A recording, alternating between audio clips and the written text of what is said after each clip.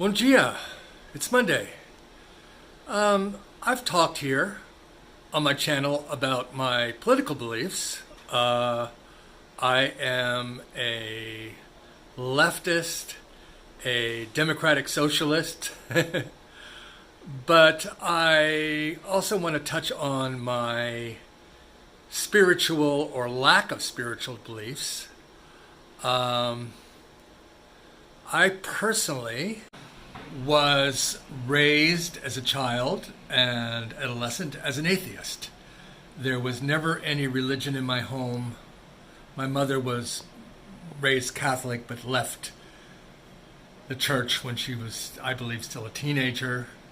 No religion was introduced into my life.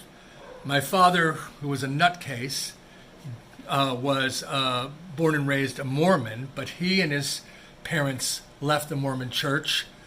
But he, in the 1960s, Hollywood, and in his narcissistic mental illness,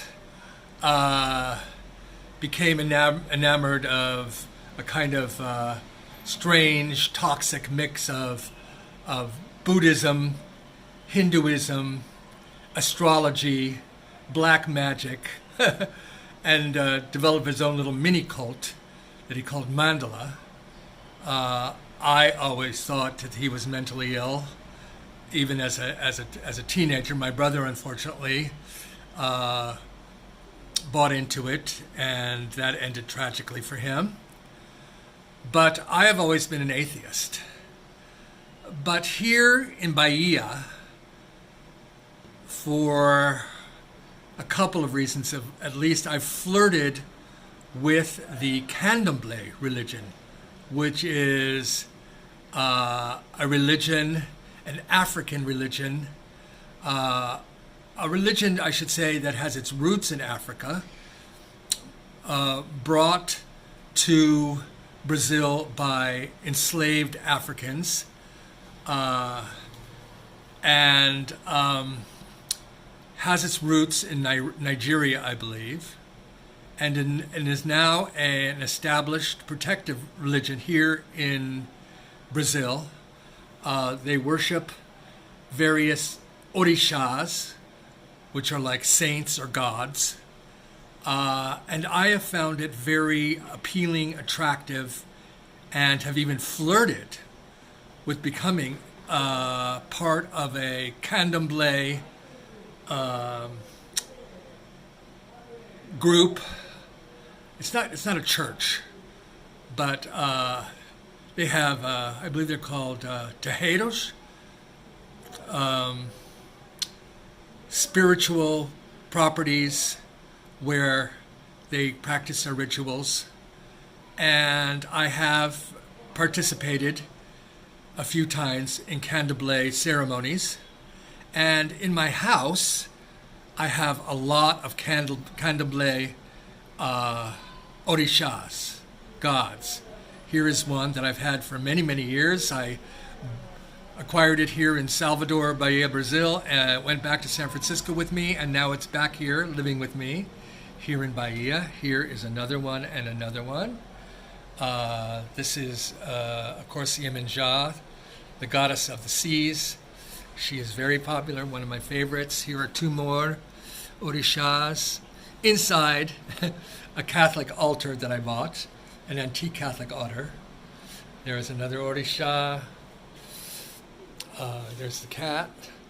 Another orisha here in my room. Actually, there's Ganesh. I've also been attracted to the Hindu religion. Not as a believer, but I do find elements of attractive. Here is Iemanjá, Candomblé goddess of the seas, waters and the seas, Orisha, Hindu, that's Krishna, and his consort, is that Radha? Here is the Iemanjá. You'll notice I have a lot of little shrines and altars. Is that Oshu? another Iemanjá, Oshun, Iemanjá there as a mermaid. Painting that I painted that has Iemanjá in the Bay of All Saints, looking over my neighborhood, Ponta de Baja. So, as you can see, although I've always called myself an atheist, I am attracted to religious figures, certain spiritual practices, and as I said, living here in Bahia, I went through a phase where I thought of becoming part of the Candomblé religion, but I've since changed my mind. I am and always will be and always was an atheist. I'm a rationalist, perhaps. I will still continue to have and collect and appreciate religious symbols, figures of gods, shrines, altars, aesthetically speaking. I like them. Also, when it comes to the Candomblé religion, I like what I would say, what I feel is the resistance that it represents, the resistance of African people to slavery, to colonization, to the imposition of Christianity. And I think it's brave and remarkable that they have stayed connected to their African roots and their African beliefs and spirituality. And that's what attracts me to Candomblé. But I feel it would be false of me to claim that I actually believed in any kind of religious or spiritual power on a plane that is not human. And also I think there might be an element of cultural appropriation to become part of Candomblé. Now, there is no racial restrictions for practitioners of Candomblé.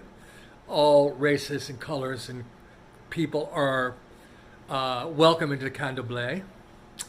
But still, I feel like I would be imposing to become part of Candomblé without really believing in the spiritual powers or beliefs of the religion, and just appreciating the aesthetics and the resistance, the politics, of the religion, and also because I'm not Brazilian, although you don't have to be Brazilian to be part of Candomblé, and there are other manifestations of African religions related to Candomblé with the same gods. In Cuba, for example, what is it called? Santos, or I don't exactly remember what the word for it is, but it's not only in Brazil. Wherever the African diaspora is found, you will find religions with African roots, like Candomblé. But I just wanted to talk about why I have so many symbols of the Candomblé religion in my home. I appreciate what they represent on, how shall I say, an earthly level, a human level. I will continue and always will be an atheist. Um, and that's what I wanted to talk about today. Just clarify that for you. Anyway, beijo. I hope you have a great week. Talk to you soon. Ciao, ciao.